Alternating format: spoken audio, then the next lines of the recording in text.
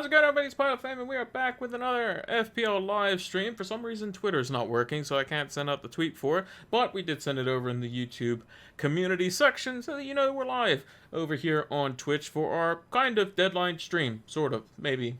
Sort of. It's going to be the deadline stream tomorrow. If you're watching this over on YouTube, when this comes out, this was a pre-record over on Twitch, but hopefully I'll be in the chat. I know I'm going to be busy tomorrow, but I might be able to pop in and out and answer questions. But feel free to send me questions over either in tonight's stream or over in the YouTube comment sections and all that sort of stuff. On any of the videos, I'll see them all as well. So that if I have some downtime, I'll be able to check them out and give my recommendations. Although my recommendations aren't gospel, so don't take them with a pinch of salt sometimes. But I'll do the best I can. But we're going to take a look at how the team is looking. We'll go through all of our stats tables and that sort of stuff. Kind of run through the fixtures a little bit. Just the usual stuff we normally would do on a deadline stream as well.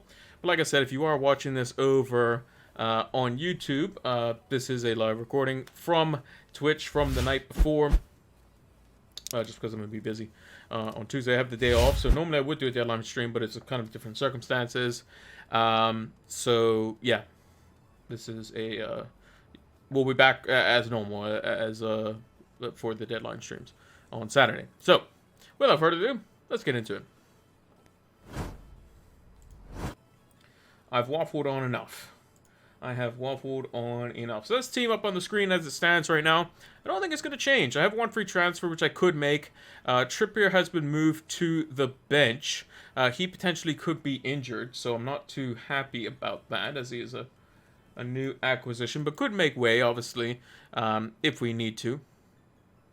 We can discuss some of those things maybe later on in the stream.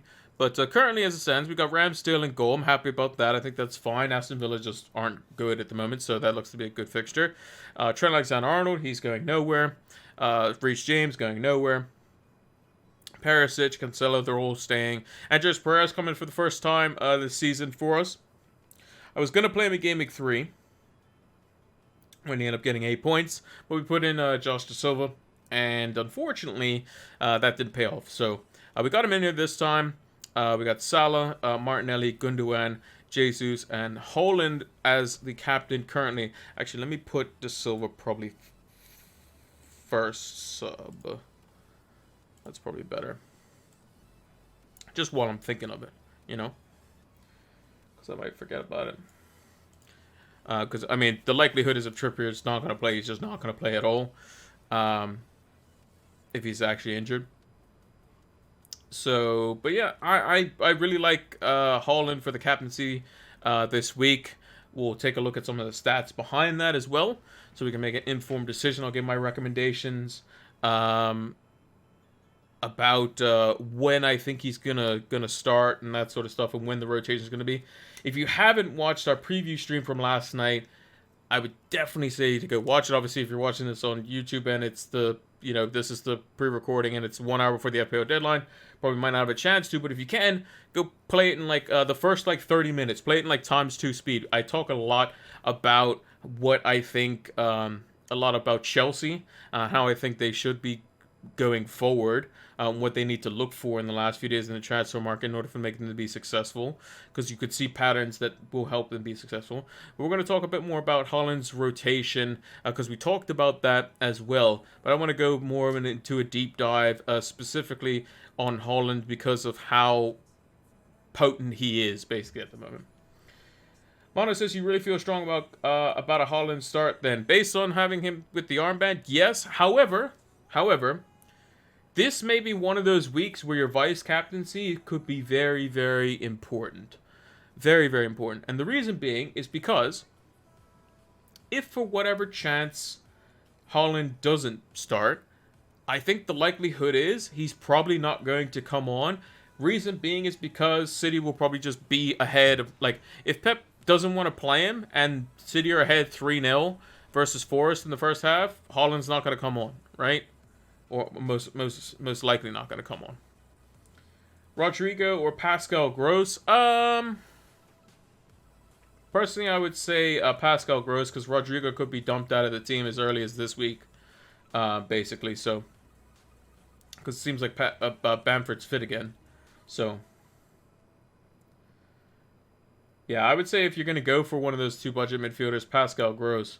Although you've missed a few of the price rises, so that's a bit unfortunate. But, yeah, that's who I would go with, personally. Would be Pascal Gross. Yeah, back on the topic of Haaland. So if we look at, I'm going to bring up,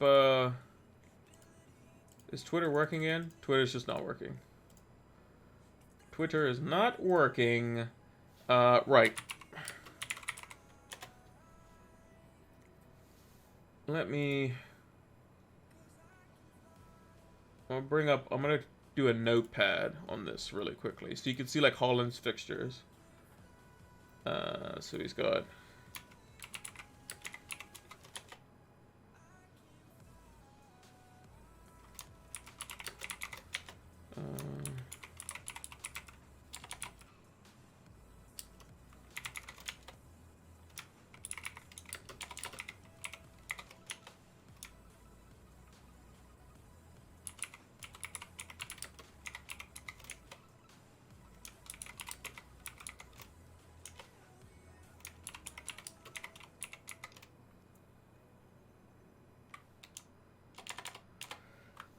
okay, so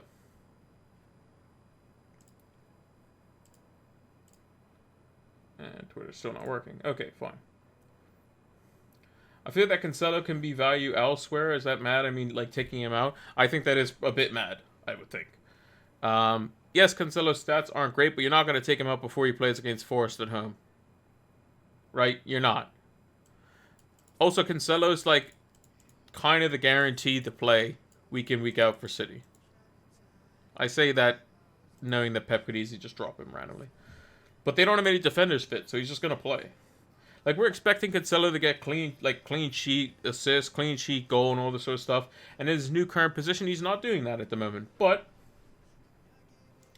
I think he's still good value at the moment. He might be rotated out also. Not at the moment, no. I don't see him getting rotated out. City have 3 fullbacks available. They have the new guy that they just brought in. They have him, the Cancelo himself, and they have Kyle Walker. They don't have anyone else that can play in either left or right back.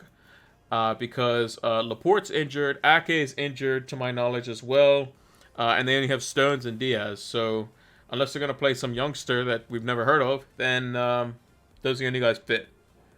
And I think you're going to drop Walker before you drop Cancelo, to be honest, because Walker got ripped to bits by Saint-Maximin. So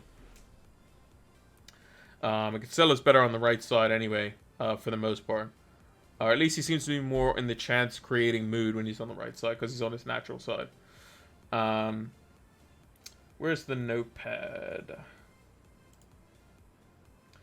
So yeah, these are Haaland's fixtures on the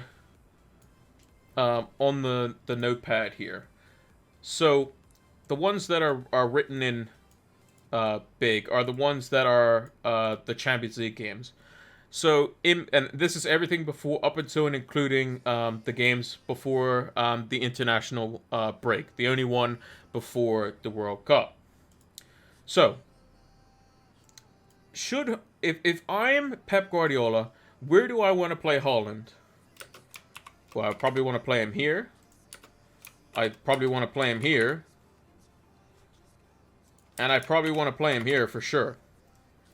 So, where should I give him a full rest? He should probably rest him here. And maybe there's arguments to partially rest him at versus Forest. But he probably should play here, or at least 70 minutes there. And then you can also rest him potentially here as well. Right?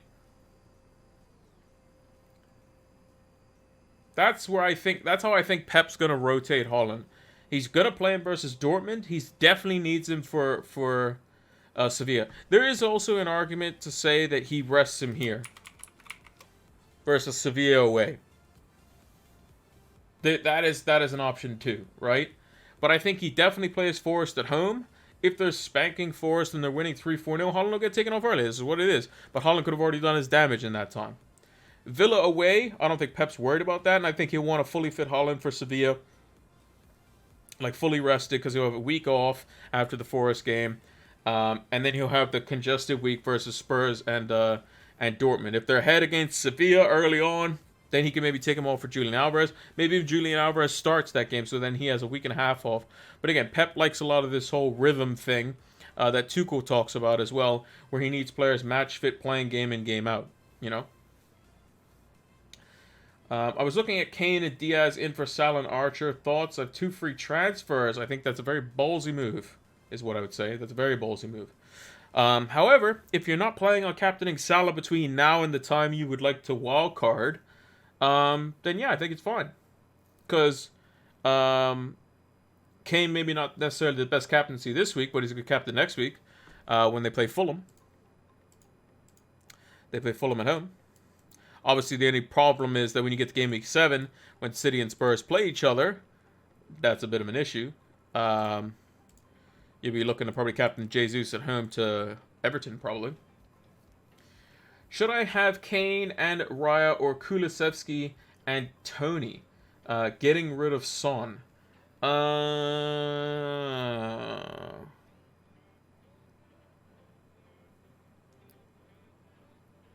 Oh, in terms of like the assets, I don't know how you would do that unless you're on like a wild card or something. I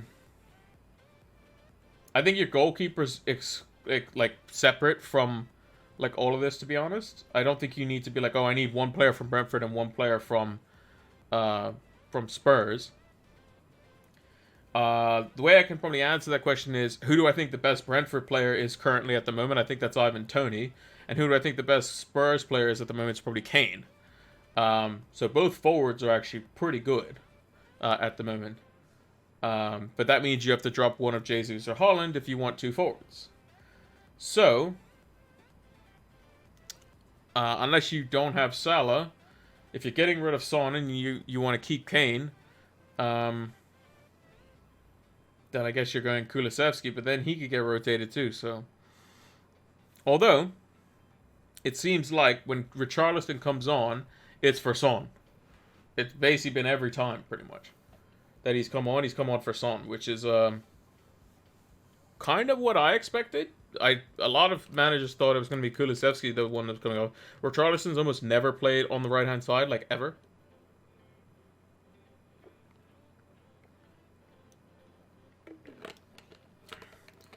Rodrigo and Gross in for Neto and De Silva. Nah, I don't think you need to go 2 budget midfielders like that.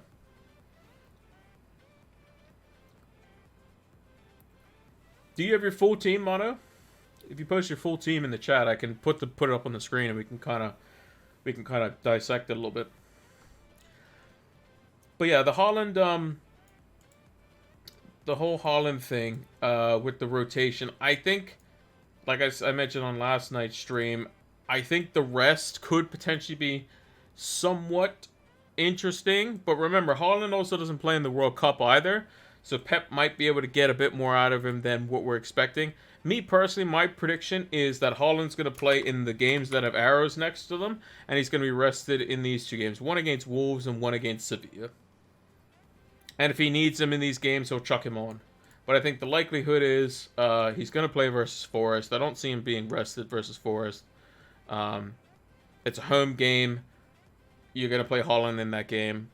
It's just, like, Haaland doesn't have to run very much either. That's another thing that we also saw. It's like, Haaland just doesn't have to run very much because City just have the ball. And this is one of those games where he's not going to have to run very much. Maybe against Villa he might. So maybe he doesn't play then. And they play just Julian instead. I think that'd be a good test for Julian Alvarez. I think that would actually be quite good because Julian Alvarez is a completely different striker and can pull the likes of Tyrone Mings and Konsa or whoever's playing at center back in and out of position. Whereas Haaland's kind of just going to stick his body on them and just move them out of the way, basically. So, yeah, that's how I see the rotation going. Twitter working yet? Twitter still broken? Twitter's still broken. Okay.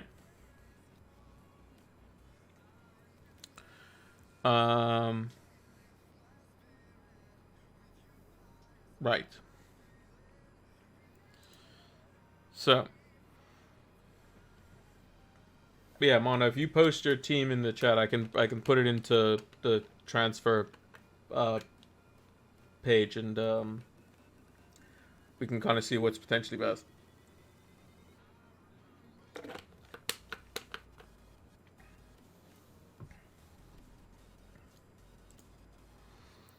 If we look at the run of fixtures, so what we got tomorrow, we got Palace. Yeah, remember the deadline is this time right here. So that's 2 p.m. my time. I'm 1 hour ahead of EST. 1 hour ahead of EST. I'm 4 hours behind UK time. So the deadline is 6 p.m. UK time. Just, I mean, all you have to do is just go look here. This time changes based on wherever your local time is. Okay, so Mono's got his team here. So he's got Sanchez.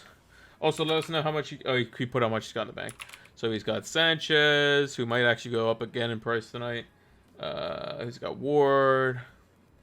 What's got in the back? He's got Robbo, TA, James, Cancelo, and Williams. Okay, so he doesn't have him. He has Williams. He doesn't have him. He has Robertson. Robertson. Who's else he got? He's got Salah, Martinelli, Pereira, and Neto. So this is Neto. The other Neto. He's got Jesus, Holland, and Archer, and he's got 2.4 million. Oh, so literally how much it would cost. So the money remaining is the same for me. So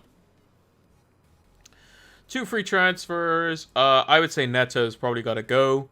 I think I would make that a priority. And I think that, to be honest, Newcastle could be a good fixture for Everton. However, Robertson might not start the Everton game. He might not even start the Newcastle game, potentially. The reason I say that is because Tsimikas came on and got 2 assists in that 9-0 as well, right? So is that something you potentially want to deal with? I don't know.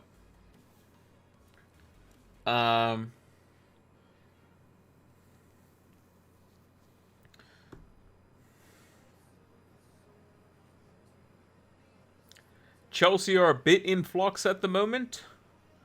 Maybe you go for Diaz.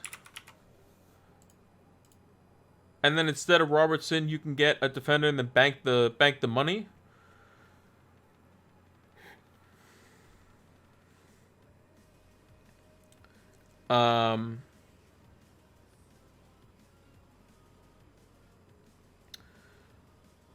What do I like?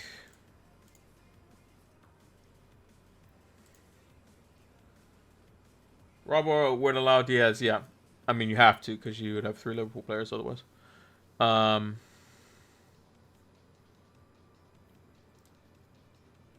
wouldn't bring in Perisic at this stage. I think Cucurella is probably the one to maybe go for.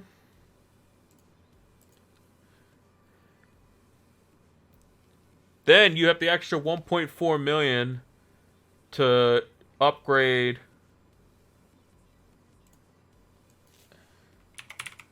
Can you do this if you wanted to?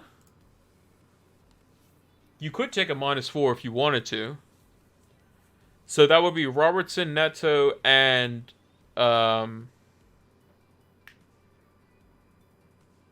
De Silva out for Pascal, Gross, Diaz, and Cucurella. Can you do that? I don't know if you can. Mine says 0.1, but I'm not sure if you can. Let me actually bring up...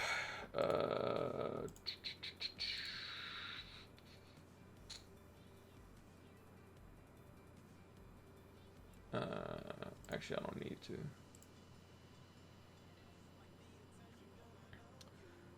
Actually, let's do it this way.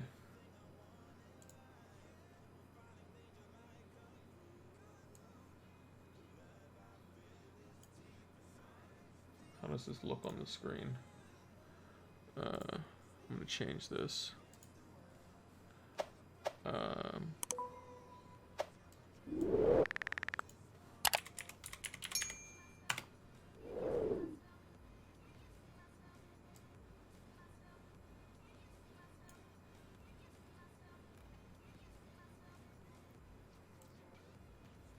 Let's see. So if we got that, so you had yeah,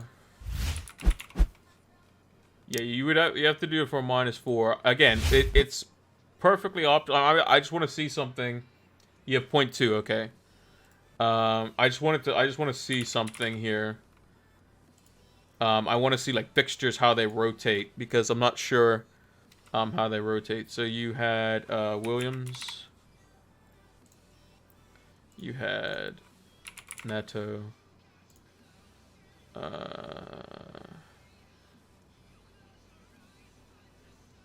that who you had? Yeah, that's who you had. Okay, so yeah, if you did, I mean, taking out Robertson versus Newcastle at home could be a bit of a problem, but anyway. Yeah, so you bring in Cucurella. You would bring in Gross, and you would bring in Diaz. Diaz plays. Okay, so you can play Gross versus Fulham, or that the only thing is it gives you a little bit of benching headache between Pereira and Gross. Because if this was De Silva, I mean, you're gonna play Pereira anyway. Let's see. The next, you captain one of these three, obviously. Next week, you got Sanchez versus Leicester at home. That's fine. Backline's fine. Yeah, I think that team's fine. I think the only consideration is maybe Nico Williams for Gross, possibly. So maybe him for a sub. You don't have to make a transfer. The team looks fine. Your captaincy is going to be interesting, but that's something different. There could be rotation on the Liverpool side of things, potentially. You could leave out Gross if you didn't want to do the -4, yeah. So if you didn't want Gross, like here, and this was De Silva instead.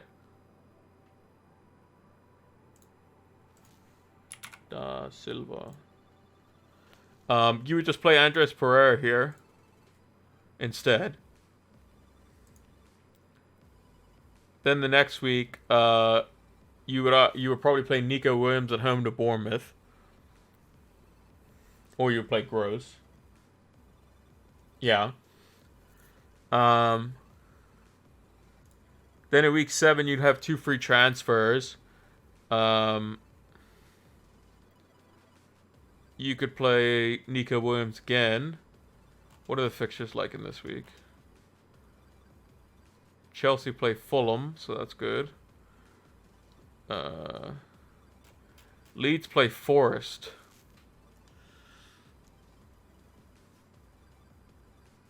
Yeah, Cucurella is cheap. Yeah, so maybe, because you'd have the 1.3 million here.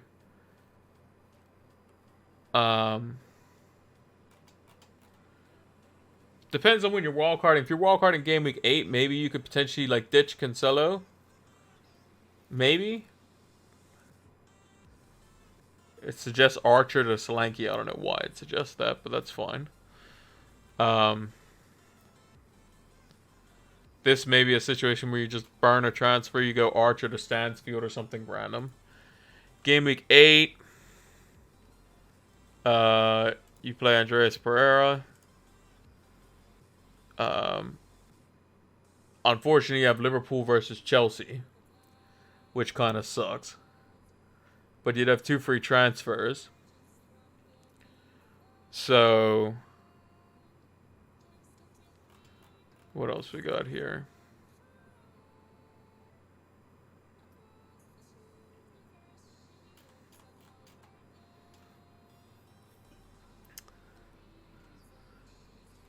Yeah, you have to worry about that later on. Yeah, there's no point. I don't think there's any point in breaking the bank for Kane at the moment. Like, there is argument to say that you can do a bit of a hokey cokey, as they call it, where you basically like, so like next week, if you think Haaland's gonna get, or this weekend coming, if you think Haaland's gonna be the one that's gonna be rested, then you can get rid of him, bring in Kane for Fulham at home, and then send him back to Haaland. But you do need the money for that too, because the difference in price is quite big. So, Yeah, if you wanted Kane, Holland, and Jesus up top, you need to get rid of Salah. Probably. So, in that instance, if you had Robertson here, still, this was still De Silva, and this was still Neto, right? If you wanted Kane, you could go like Salah to Diaz.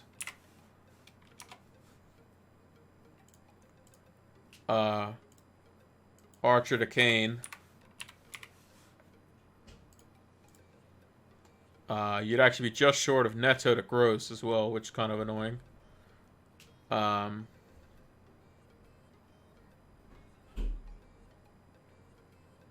So you could do that if you wanted to. If you wanted to still keep Neto. But that's the only... I only advocate for 2 premiums, to be honest. I don't think 3 premiums is worth it, because the reason you have premiums is to captain them. So, like, it would make sense to bring in Kane if you're going to captain Holland this week.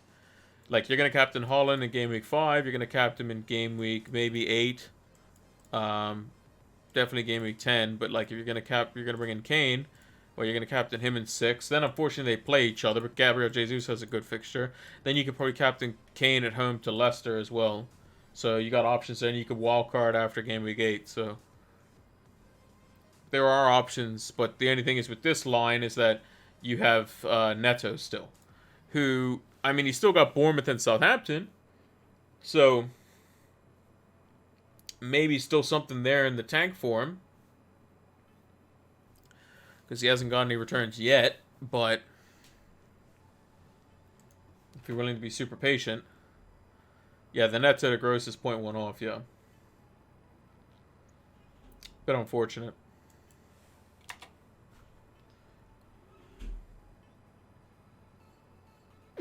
Yeah, it's unfortunate.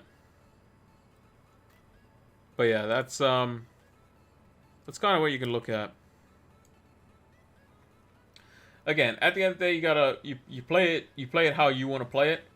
I'm just giving you choices of what you could potentially do based on from what I'm seeing. If you want Kane, then and you want to try to keep Salah in your team, I mean, good luck with that. But there are, like, I think the easiest way to play the game is have 2 premiums and rotate their captaincy in some way. Excuse me. I also think that if you have, like, that's the one bad thing about having Salah in your team is you kind of feel kind of drawn to him to captain him. Me personally, I just see the best fixture and I put the armband on him. Like, if I go back to Game Week 1, Salah, captain versus Fulham. Kane was versus Southampton. City was away to West Ham. Salah had the best fixture. He's playing the easiest team. Game Week 2, I captained Holland. He was against the easiest team, although he didn't end up getting more than an assist, which is unfortunate. And Jesus absolutely ripped up Leicester, but we thought Leicester were going to be actually more decent than that. So again, that's just a bit of an unlucky situation there. Game Week 3, best captaincy option.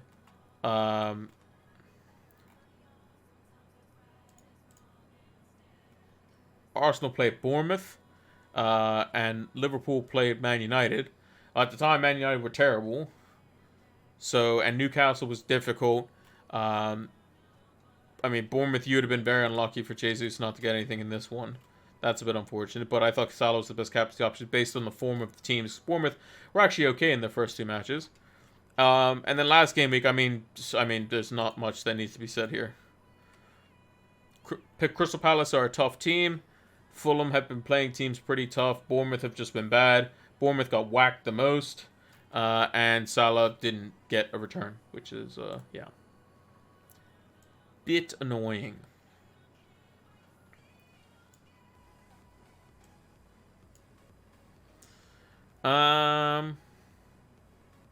Right. That actually leads us into the captaincy discussion. Let me bring up my... Let me get the notepad ready as well. The captain's list. We'll do our top 5 as we normally do. Got them ready. So, this is the my captaincy table in the Fantasy Football Scout members area, so make sure to go check it out.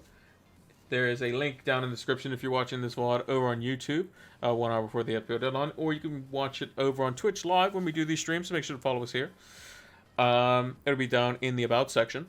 This is all the players that I think are viable captaincy options, listed by expected goal involvement, and you can see that Erling Haaland's at the very top.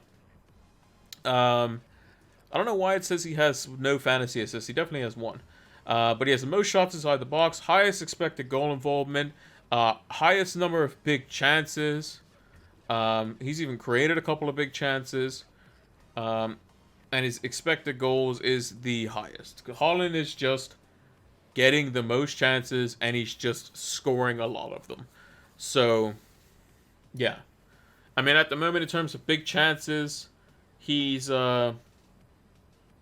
converted 60% of them, which is crazy, right? It's mental, like that stat. Kane's been super clean with his big chances. 4 goals from 5 big chances. So, very, very good there. You can see the volume that Haaland gets as well. If we look at penalty box threat, because this is a table I like to compare it with, we can see the amount of touches that Haaland's actually getting. He's 3rd on this table. But in terms of shots, if we look at shots inside the 6-yard box, Haaland's top with 5. So not only are Haaland's chances big chances, but they're also from such close range that he almost can't miss, basically. Which just lends more to the fact that Haaland's just getting such good quality chances that it's almost impossible for him not to score. He also puts himself in those positions to be quite good as well.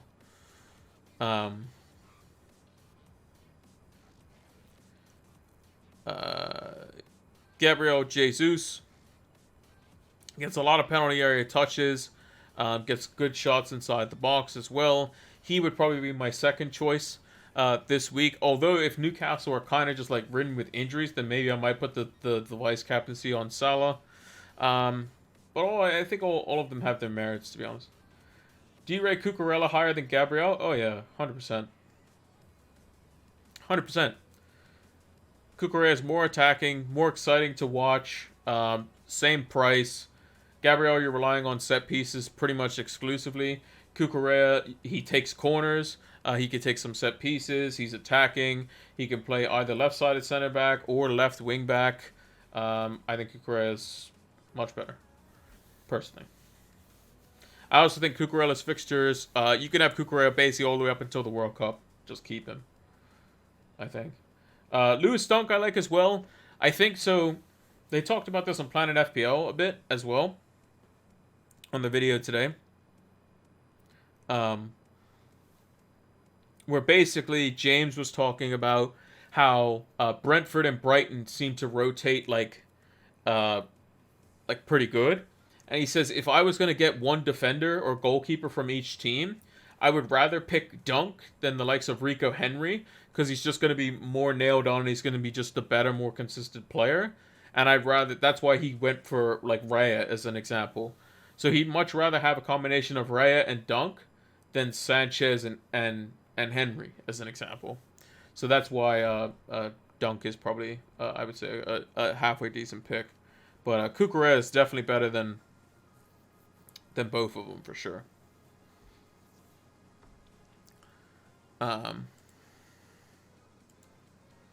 Then also, if we look at captaincy against, Nottingham Forest are the worst.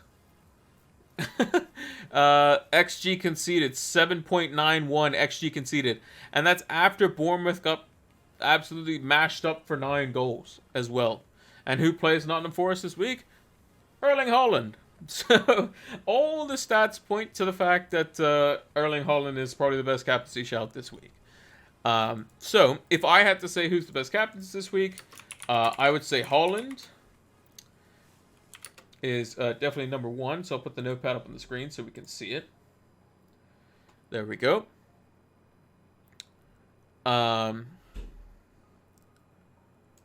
Captaincy against as well. If we actually look at it, Aston Villa's actually not been too bad defensively. Newcastle have been very good defensively as well. I still think Gabriel Jesus is probably the next best option. If Newcastle have a bunch of injuries, I would put Salah in third. But at the time of recording, or at the time of doing this stream, we're still not 100% sure. We know Bruno Guimaraes is out, but we're not sure on St. Maximin's injury. St. Maximin's not injured, then I think they're fine. But I think this is where you probably have De Bruyne versus Forest. Probably, actually, maybe De Bruyne is probably on par with Jesus, but I think he's probably just slightly lower. Then you have Salah, and then you probably have... Oh, who does Spurs play? West Ham. Let's see, who would probably be the last player I would captain? Maybe Reece James, actually. Reece James would probably be my 5th pick. Yeah, so if you have Sanchez already, I wouldn't get Dunk, for sure. I would definitely go like Cucurella. I mean, Cucurella, like, it's crazy. Like, Cucurella is only 0.6 million more than Lewis Dunk. Like, what? That's ridiculous, right? Makes no sense. Makes no sense. But that's what happens when you price a player and then he moves to another team. Like Wesley Fofana as an example.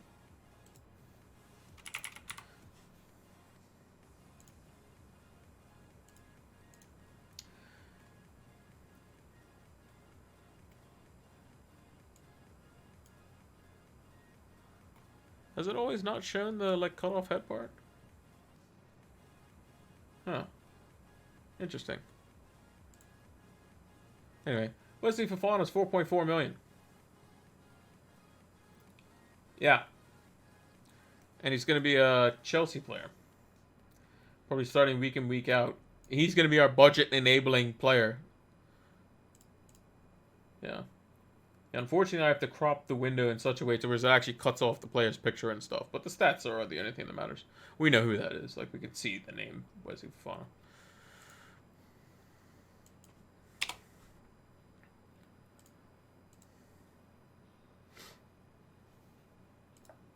Is Twitter working again?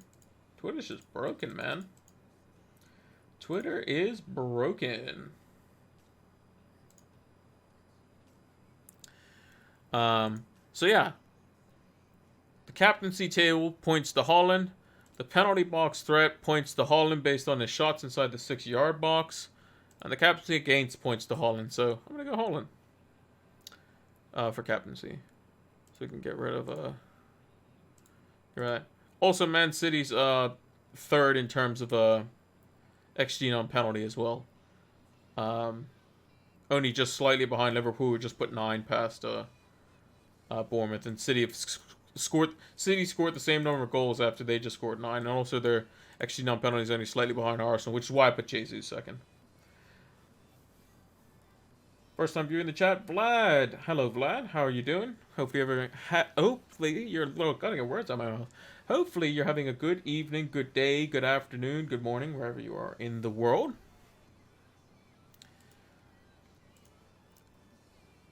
But yeah. Attacking wise, City, Liverpool, Arsenal up the top. Bournemouth, not so much. Forest, not so much.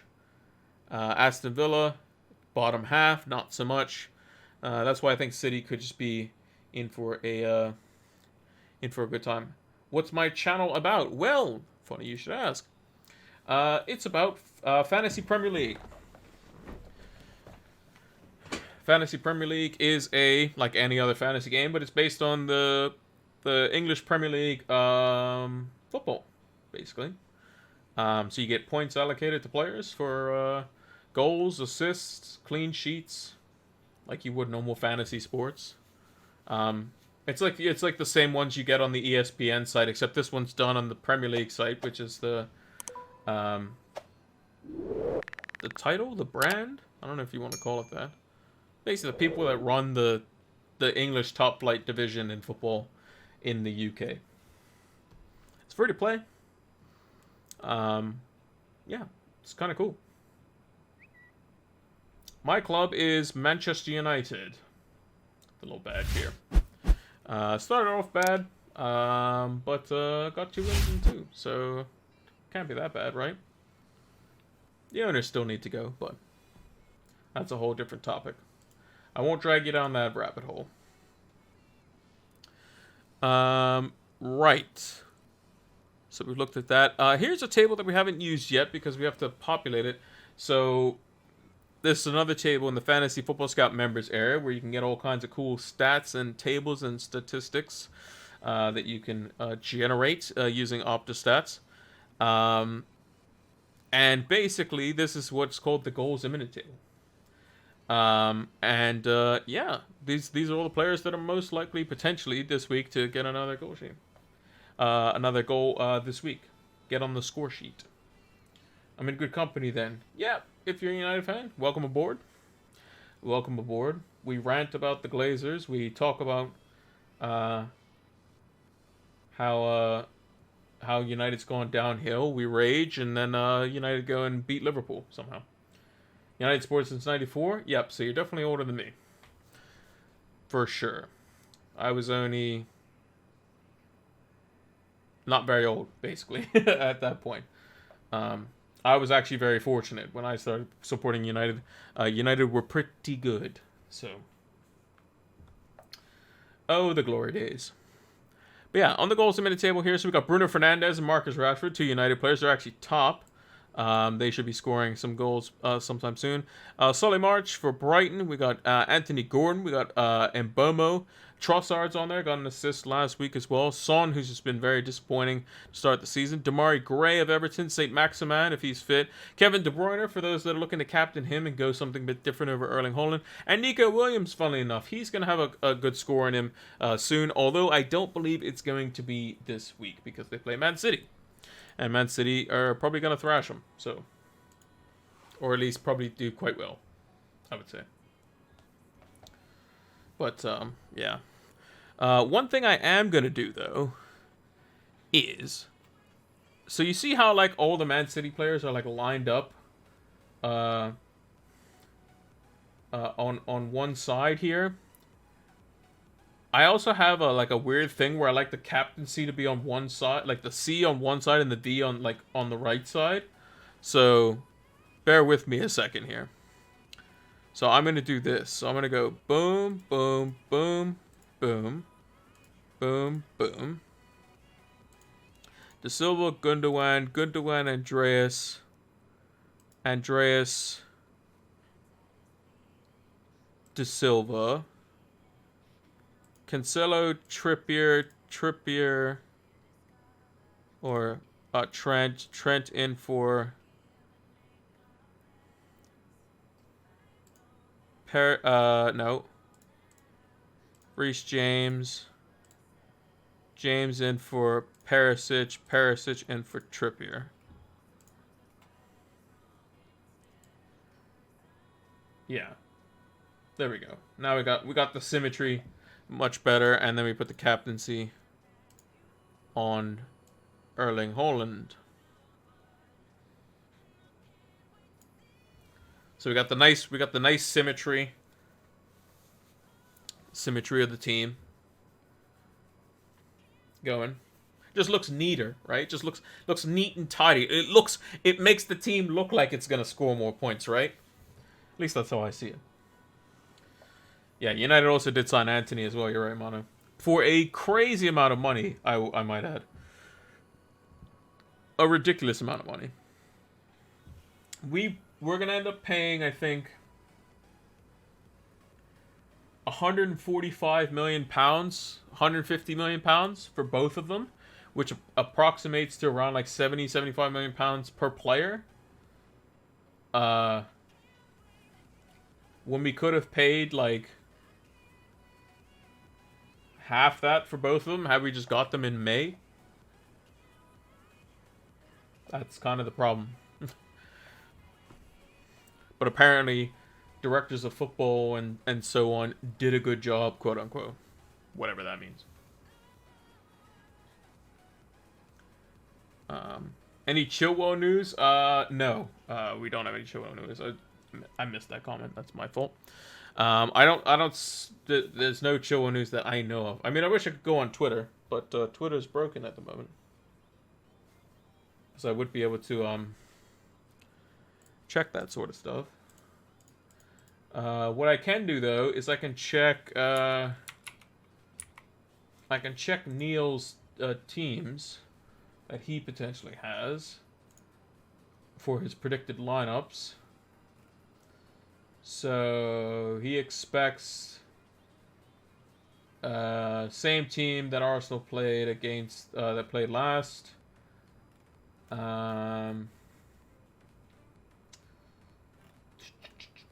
Chelsea he expects Sterling, Mount, and Havertz to play.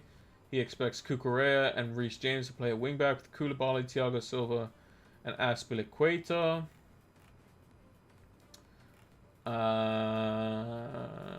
Liverpool, just as you were, basically. He expects Gundogan to start with De Bruyne and Rodri, with Foden, Haaland, Bernardo Silva, and with Ruben Diaz and John Stones.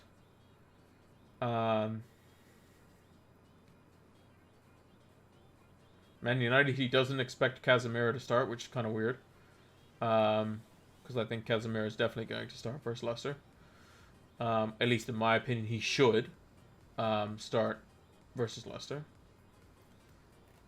What are the other teams? His team, he has Perisic in it as well.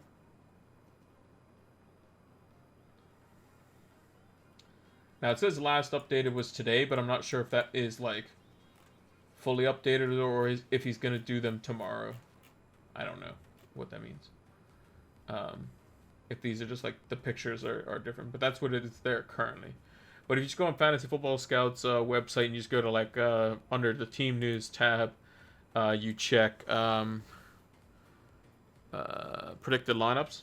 Neil, who does the rundown of all the press conferences, he'll be able to like kind of run through that. It's the Glazers. What's new? Yeah, basically. Also, Vlad, thank you for the follow. Much appreciated.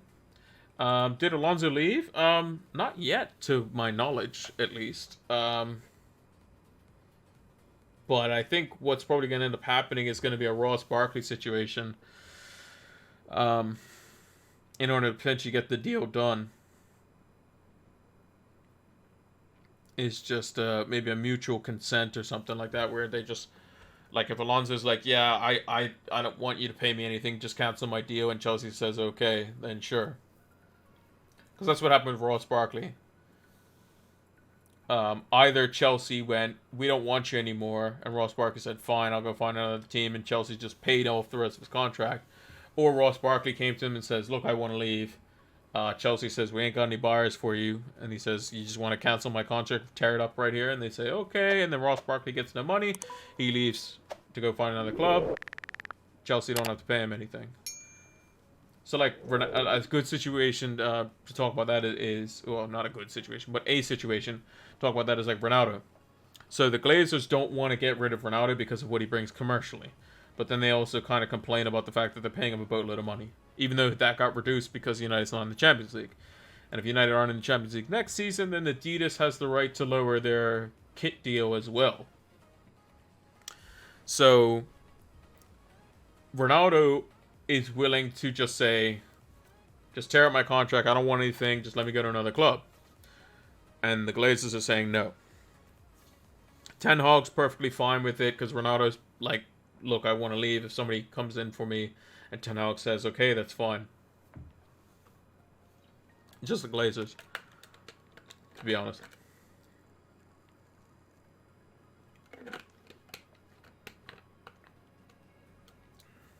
But they're apparently like business people and they don't know how to do business, which makes no sense. So, makes no sense.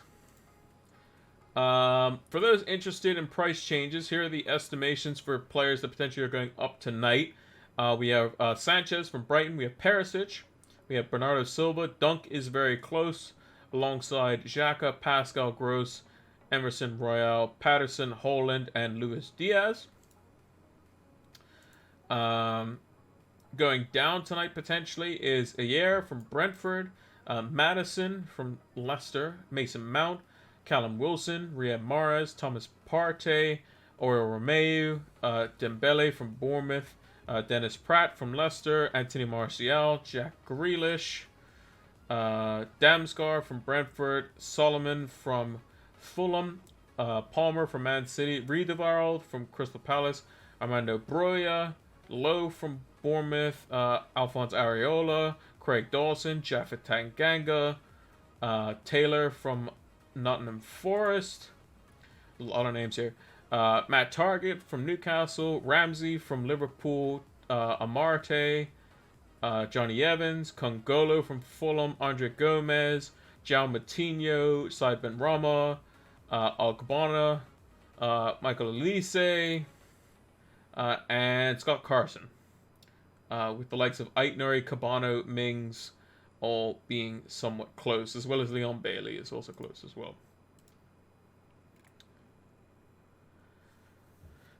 Is Ronaldo on 700k a week? No, he was on like 500 and something from what I remember.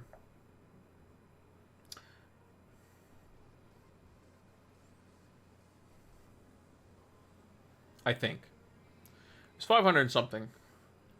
And then that got reduced to like under 500. I don't know the exact figures, but I know he got a pay cut because everyone did, basically. Because they weren't in the Champions League. And it's written in their contracts.